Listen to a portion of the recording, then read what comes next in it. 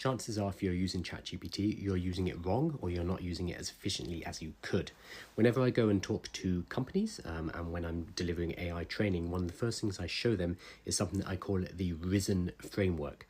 So if you go into ChatGPT with a basic task like, hey, ChatGPT, write me a blog article about yoga, it's going to give you an extremely generic, extremely boring response. You've probably done this before. The problem is, what a lot of people do at this point is they see this response and they decide, ChatGPT is a bit rubbish, I'm not going to use this, this is not good enough. The problem here is not ChatGPT, it's not AI, the problem is the user. Remember that AI is a tool and we can use it with different levels of skill. Some people are going to be better at using it than others. And the skill we need to use is primarily communication, and namely something we call prompt engineering. So prompt engineering is basically the skill of talking to an AI, and it's going to become increasingly important. Thankfully, it's not a coding skill, so even if you think, I'm not good with computers, it doesn't matter, it's a communication skill. If you can talk to your friends on WhatsApp, then you are able to talk to an AI. If you're able to give clear instructions in an email, then you're able to give clear instructions to an AI like ChatGPT. It's not about writing in code, it's not about mathematics, it's about clear human language.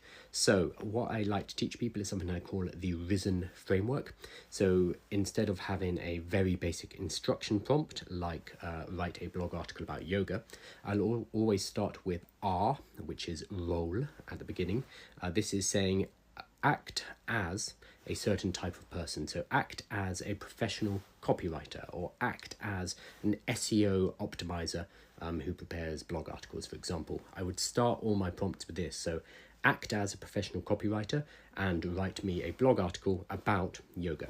Okay, so that's the first thing we do. Second in the Risen framework is I, so RI, that's the instructions. Right after the role declaration, we need to say exactly what we want the ChatGPT to do. So act as a professional copywriter, write me a blog article about XYZ. After that, we have steps. In this part, we need to give the exact steps we would give as if we were giving a human employee or a human freelancer instructions on how to write this blog article. So we don't just say, write me a blog article about XYZ. We say, write me a blog article about yoga. Start with a really interesting hook to grab the attention of the reader. Give me 3 main body points, each with examples, and finish on a strong call to action, which will get people to subscribe to a newsletter.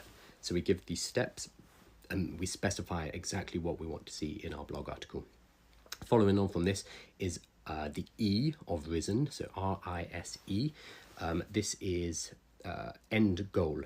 We need to tell ChatGPT exactly what we expect to see. The problem a lot of people have is they will give instructions to ChatGPT, they'll receive a response and they'll think, that's not very good. We need to tell ChatGPT exactly what we want to get from ChatGPT. Otherwise, how do we expect it to know what it is we want? It's not a mind reader, okay? It's very smart, but it can't read our minds.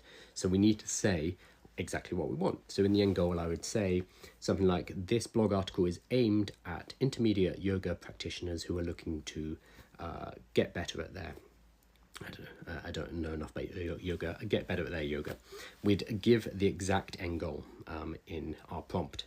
And then the final step of Risen is narrowing. This is where we give constraints like make the blog article between 500 and 750 words. Do not use overly floral language. Make sure to use human sounding language, for example. We just give constraints and then we narrow the scope of what the AI will produce for us. So we have role, instructions, steps, end goal, and narrowing. This is the Risen framework. This will mean that your prompt will go from write me a blog article about XYZ to something much longer. It might be 1,000 words of prompting, but the end result of that prompt is going to be so much more powerful than just giving it a basic instruction. And this means once you have a good prompt written, you can then save that prompt. I personally use Notion, but you can put it in Excel, doesn't really matter. You can save that prompt and you can reuse it every time you want to write a blog article.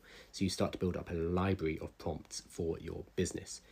So spend the extra time to make the prompt an asset by using the Risen framework, and then you can reuse that again and again to save your team and yourself a lot of time in the future.